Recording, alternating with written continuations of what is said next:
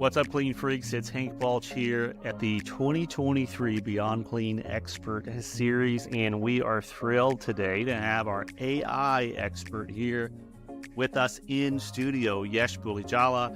You have seen him, you've seen his face, you've read his Expert Series releases over the last few months, but you may not have gotten an opportunity to hear from him unless you tuned in to the robotics symposium that we had back maybe a year and a half ago now. Yes, time flies. It does. But anyways, welcome back in the studio. We're really excited to talk to you today. Really excited to be here, Hank. Great to be here once again, and super excited to be talking to you once again. Hi, everyone.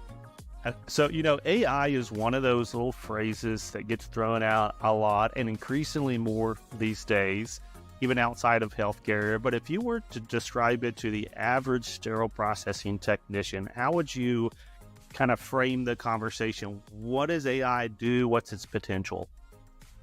Sure. So AI is basically being able to, it's a mechanism where you can use existing data, build some models, and use those models to perform better actions in your day-to-day sterile processing world.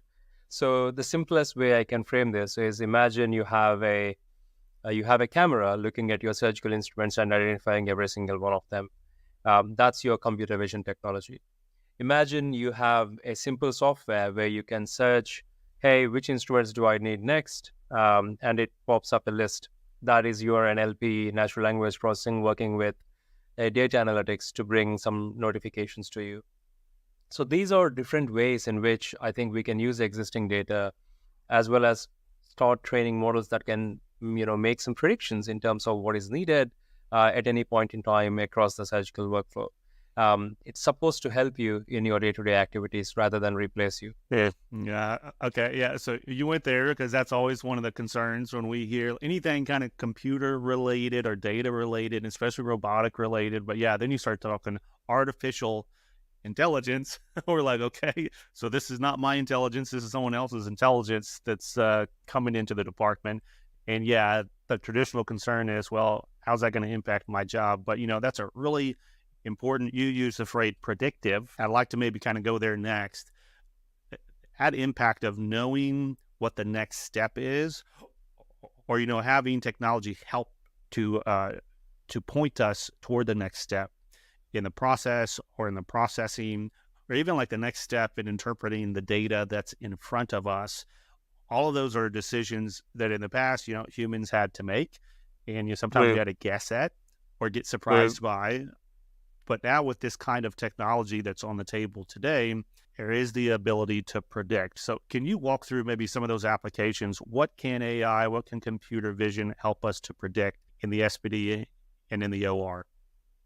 Sure. So two things, right? Firstly, I think to address the point of replacement versus augmentation, we always look at Scalpel, we always look at AI as augmented intelligence, not artificial intelligence, because the augmentation essentially helps a human perform better.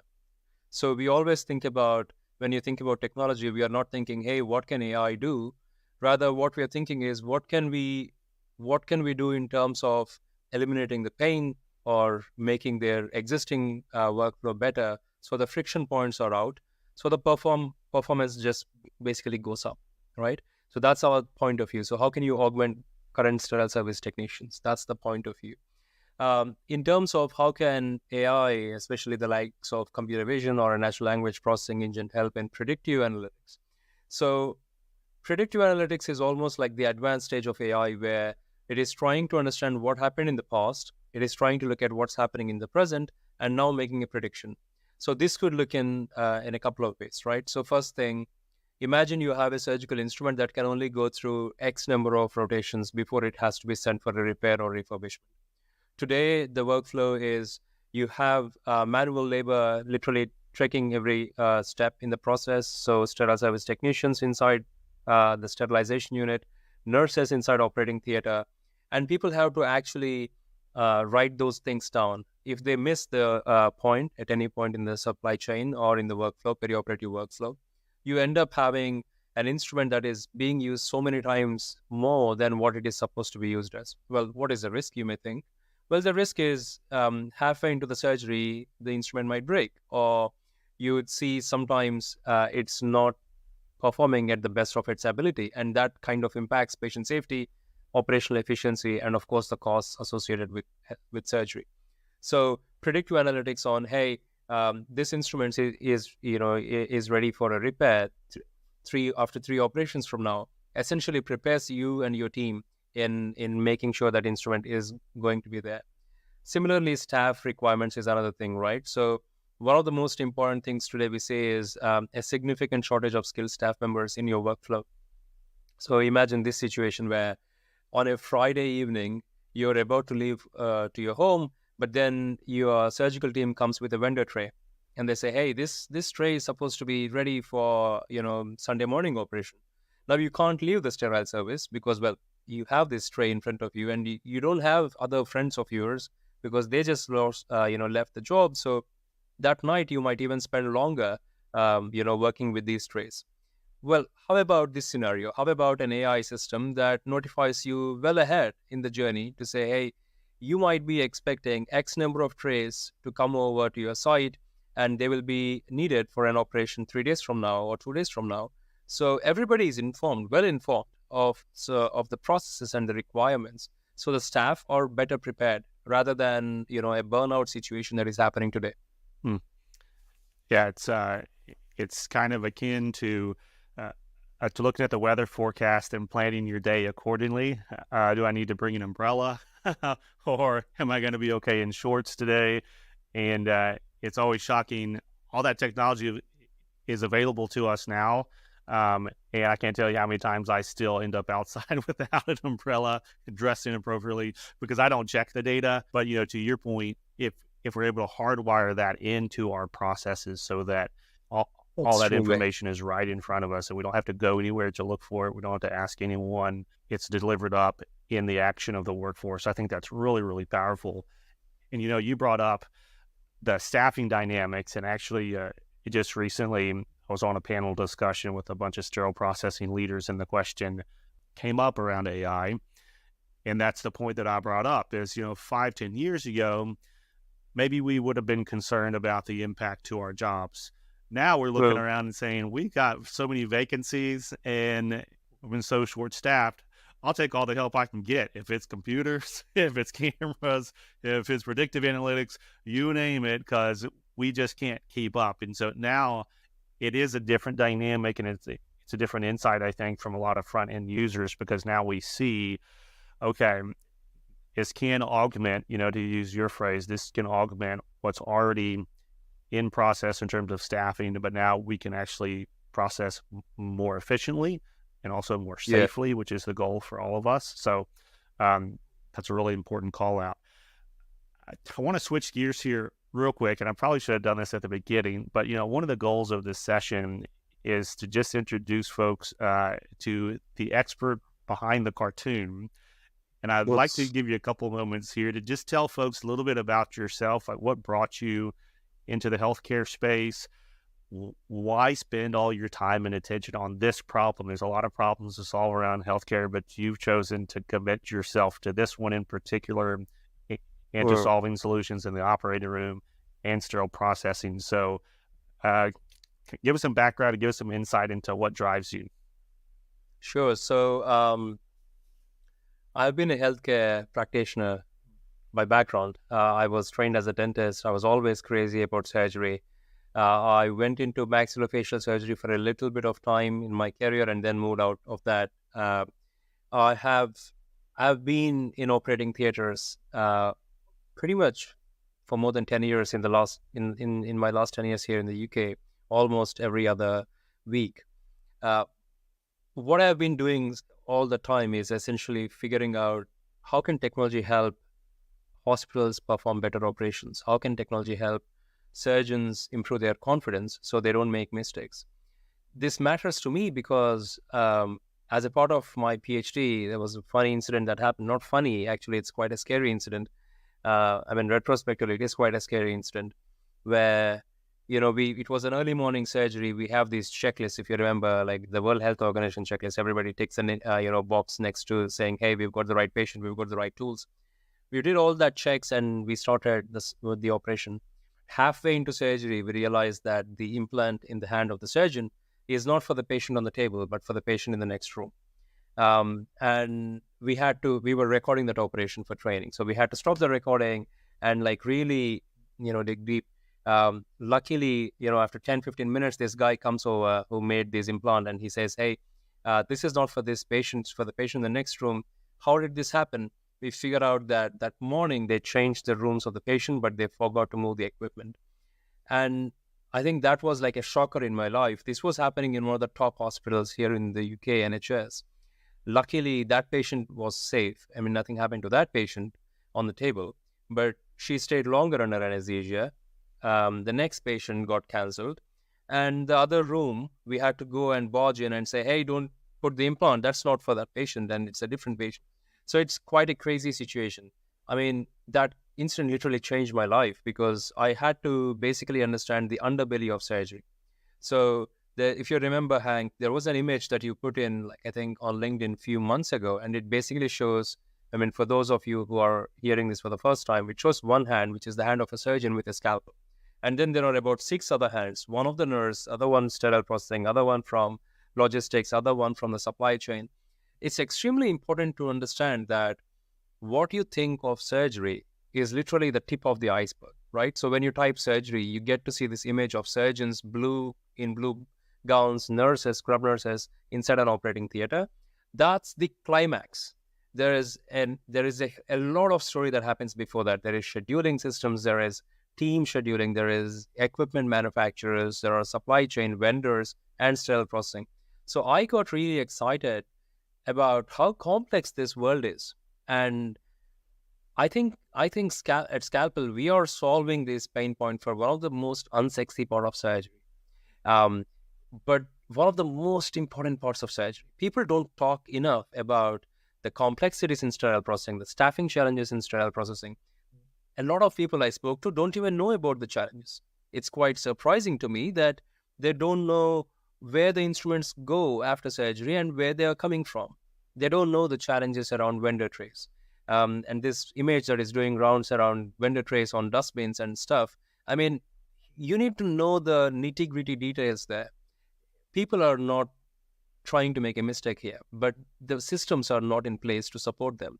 So what we get really excited about at Scalpel is we basically build a system that helps these people ground up, works with them to make surgery safer. So sterile processing, surgical supply chain is of great interest to us. And that's how I spend my day-to-day activity in this world now all the day. Yeah. Okay, that's a really powerful story that you shared in the operating room. And I think a lot of us have similar stories, either before we got into industry or shortly thereafter, where we realized the real risks in in every facility in the world, because it's populated by humans and because we've got processes that are human processes. And even with the technical process, there's still gaps and there's errors and there's issues that need to be accounted for because it's just such a complex care delivery. As you alluded to, it's going through multiple stages, multiple departments, all the communication, getting up to this one climax of now you're in the room. Did everything work to get us from point A to point B? And so it's really, really important. And that's a great why example there that you gave. And it reminded me about another conversation here that we had recently in the industry. And it was just talking about that level of knowledge and awareness of sterile processing outside of our departments. Like you kind of alluded to, like a lot of folks don't even know that this process exists within the surgical workflow. And the question was, how do we get ahead of that as an industry, as sterile processing? Like, how do we get more people to recognize the importance of our roles, to see the complexity of our roles? And I'd really like to get your insight on what and how this kind of technology, AI, can help get us out of the shadows in the corners and the basements of healthcare and really get us on the radar, on the front of these conversations as, potentially the leading edge of implementing these kinds of technologies to improve the care and the ability for us to provide this, to patients. So can sterile processing be part of the solution with these kind of technologies, and how do you see that happening today? Absolutely. I think fundamentally it starts with framing, right? Fundamentally, it starts with our terminology. And I think we should all call ourselves perioperative workers rather than Well, surgery, sterile processing. So, sterile processing is a key area.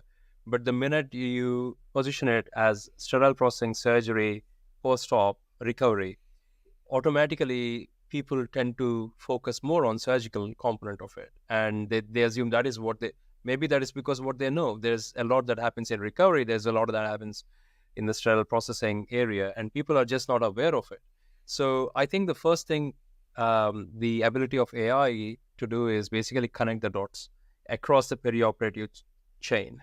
And this basically unlocks two things, right? So for example, we are a business end of the day, so we speak a lot to sterile processing departments.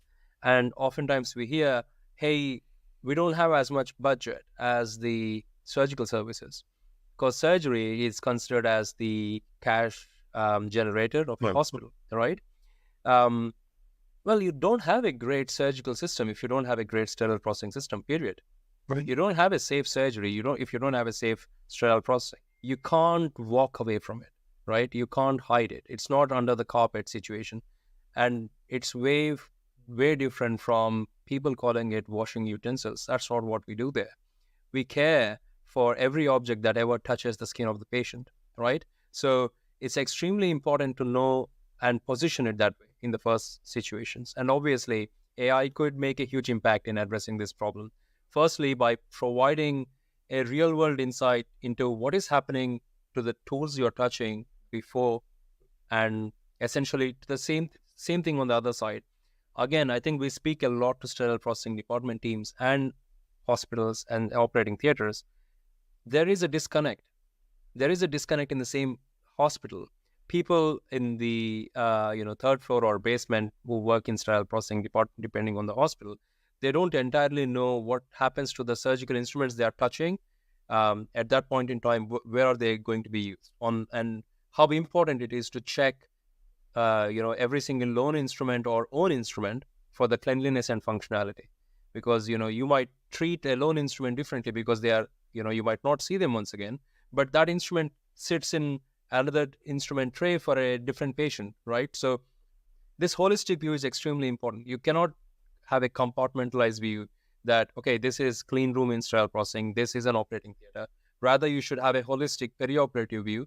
And I would even go up to the point to say a holistic view of the entire healthcare system, because as the example of loaner trays, if you don't care them well because they are not yours, you are affecting somebody else's life, and that could be your family in a different town. You never know about it. So I think that point of view and wording is very important, and AI could make a huge impact in addressing that. Yeah. I completely agree. And you've known me long enough to know the power of words is very important, to your point about the framing of the conversation. I'm going to have to get a new shirt that says, "This is my perioperative services shirt," instead of my sterile processing one. Well, bro, I think let's not get away from sterile processing. I'm just saying that we should position it as perioperative Yeah, workflow. absolutely. No, because we do have the silos, we have the cultural, distinctions, got the breakdown in communication, and that's very well known in our industry. And I think you're right. If we can tie that closer together and how we think about these solutions, that there's no such thing as only a surgical solution or only a sterile processing solution. Like these are across the entire workflow. So I think that's a great point there. Um, Let me ask you just on the technology piece, because out of all of the various things that I could think about in the industry, I think a fair amount about the impact of artificial intelligence. I'll be speaking at the national conference in Vegas on what AI can do and the impact on sterile processing clinicians on the front lines. But I know enough to know that not all of this technology is created equal. And a lot of it has to do with the framing and the approach that the innovator is bringing to this computer learning, this computer vision. So kind of help us to think through what are the gaps, or what are the errors maybe, or the issues that you've seen out in how folks in healthcare are trying to leverage AI in areas that, you see them potentially missing the mark. Yeah, I think I think there are fundamentally two different components we need to look at. First thing, what can AI do, and what is it not good at? And you should treat it just like your 2-year-old baby, but extremely intelligent and extremely smart, right? So it's extremely important to identify the right opportunities. Imagine you pick up an opportunity which is beyond the capability of AI, and if AI fails in the process to support us, it's just a lost opportunity. It's not because of the fault of the AI, because AI it only functions as best as the data functions, right? So you put, as people keep saying, you put bad data in, you get bad outputs out.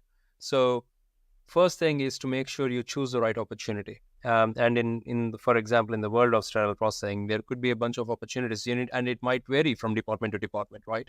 In one department, it could be quality issues. In some other department, it could be a staff training issue or a missing instrument issue. You need to identify what are your opportunities, what are your unmet needs within your unit. That's one thing which is very important, and that would prevent a disappointment with an AI which is not functioning well enough. Second thing is to have clear understanding of metrics. So there would be hard returns and soft returns for any kind of technology intervention. And hard returns primarily mean cost savings, time savings, or additional revenue generation, potential ways that it can support you, and you can demonstrate it to your business people, right? To the higher ups who sign off the budgets. But then there are soft returns. Soft returns could be better staff satisfaction, improvement, performance, as well as efficiency improvements. Now, these are soft returns. You need to lay them out quite clearly, what you're expecting out of the system. And that way it is easier for you to measure if the intervention worked out or not. So oftentimes we saw in our experience so far that somebody jumps onto the opportunity because they're just excited about it. But turns out they just don't know what success means. And when you don't know what success means, you spend a lot of time working with it. And 6 months later, if somebody asks you, hey, what do you think about it? They're like, I don't know. I tried that for a few months. It's not there yet. Well, if you really ask what it's not there yet, maybe what they're expecting and what is reality is like very different. So again, I would say AI is great if you know how to use it. It's like it's a tool. It's not supposed to replace you. It's supposed to be supporting you. If you know how to use the tool in the best way possible, you will reap the benefits out of it. And third thing is to select the technology and to scale appropriately. So when I say selecting the technology, so there are a bunch of companies now. If you, especially in the last 1 year, you search for AI, you will get just like 100 pages of Google search engine results, right? So you need to know who to reach out to, and that's why you have an expert series. And I hate the word expert, but it's not only Sorry. it's not only about us, but we can basically guide people towards other companies that are doing some other stuff around AI, right? So there are different components of AI: machine learning, data analytics, predictive analytics, computer vision, natural language processing, different ways to address the same problem. So we can work with you to figure out the right solution, and we are here working with Hank's team to address that. But there is a second component, which is scalability. So oftentimes I have seen this mindset, which is you're only willing to adopt a technology if it kind of changes your life in a ways. That's never going to happen, right? So think about it. When was the first time you brought something and it just changed everything about the way you live? I'd never see that happen, right? Even today, I take a walk, even if I have a car or something, right? So you still use technology when you need it. So the best way to think about scaling is make sure you choose an opportunity and make it small enough that you all win, and then grow from it, rather than trying to see if it fits my bill across the unit. If not, that's just a wasted opportunity. Then you're missing the boat.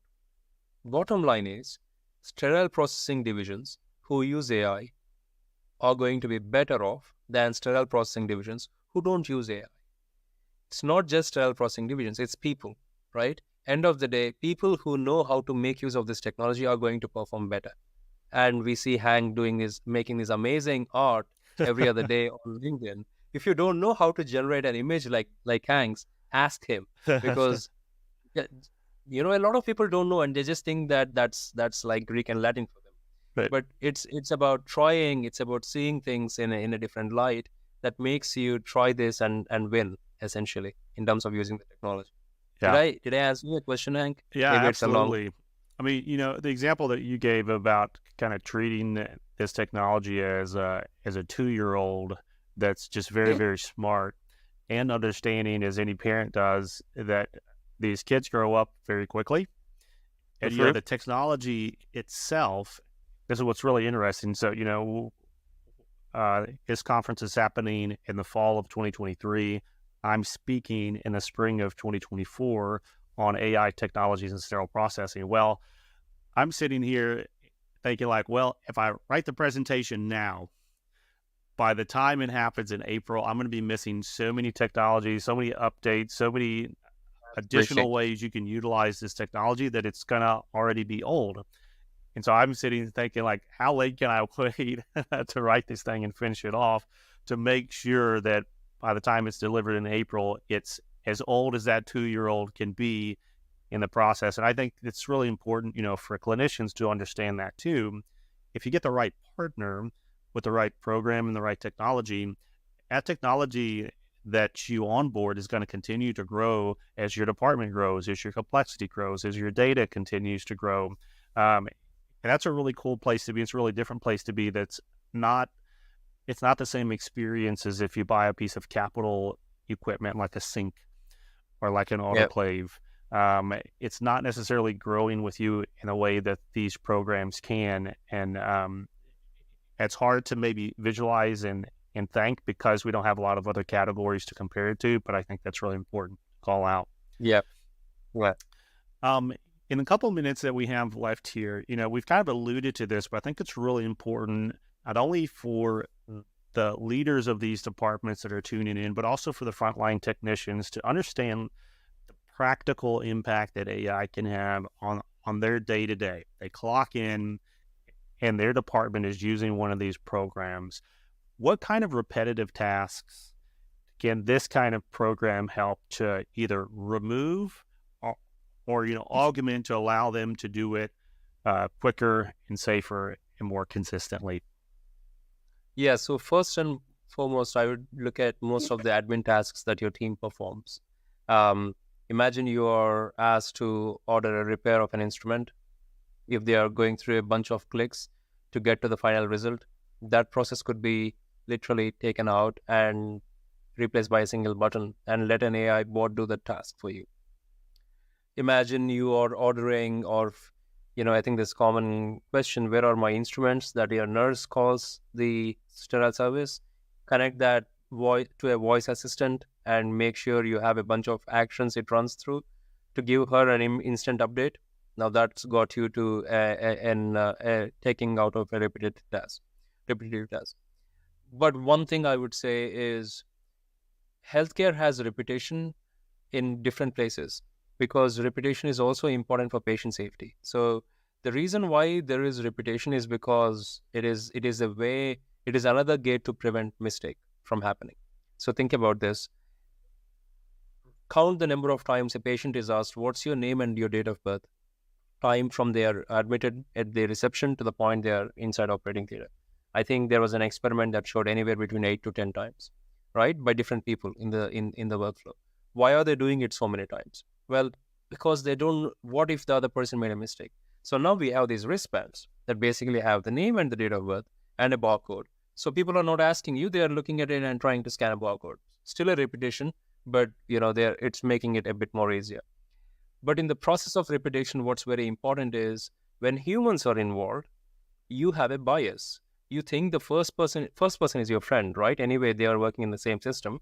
So they might have done the job correctly. So you would give them a discount, right? Okay, fine. I'm going to do a second check. And yeah, that's fine. They did good job at it, tick. This is where AI is different. So AI is not going to do a double check. It's going to double do the task. Imagine a independent system that is performing the same task as a human, but it is not biased to you. It's not towards you. It's not your friend in that way, where it is giving you a discount. It's basically observing you, and you make a mistake, it notifies you instantly. So think of it as a Grammarly for surgical instruments, where you're packing a tray, and there is a system that helps you to make sure you're doing the right things. You are sending an information to the repair company. You're sending an information to the scrub nurse. There is an AI system that helps you do the right things the right way. I think that's really the best way to look at it. And that's the best way to even bring it into the supply chain. And to this regard, I think, in the last minute, we are really excited to announce some pretty big news coming out later this year from Scalpel. We are going to release a bunch of educational material, but also a new way to connect to other hospitals who are using AI, because it is that way you will learn how to basically make use of AI, but also implement it in the best way. We cannot live in silos anymore, and there's no secrecy here. It's extremely important that you know how to use AI safely and in the best way possible. Wow. Well, I can't wait to hear some more information about that. You've got me interested and excited about it, Yesh. And obviously, these discussions are such a unique insight into what's going on in our industry, the innovation that's happening. And there's so many other technologies that are already in our space that are now tying into AI. They're not tying into computer learning, so this conversation goes far beyond even the solution, that you're providing, because it's across, it's getting in the air, in the water, in the mind. And we got to be able to understand how to work through this, how to implement it successfully, how to see the gaps and the opportunities that you've laid out. But yeah, that networking opportunity, which sounds like maybe some of this announcement seems really, really cool. So I cannot wait for that. And if there's anyone tuning in who hasn't already connected directly with Yesh, we're going to have his contact information in the description of this session. So feel free to reach out. You can find all of his Expert Series content on the Beyond Clean website on his Expert Series page. And we're going to be converting that into podcasts. So if you follow into the podcast stream, you can be listening to these releases as well. And something tells me this is not the last time that we're going to be talking to you. Yes, I'll look forward to talking to you again here soon. Look forward to speaking to you as well. Thanks very much for this, Hank. All right. And then this is another session in the 2023 Expert Series Conference. Thank you for tuning in, and I hope you enjoy the rest of the events this week.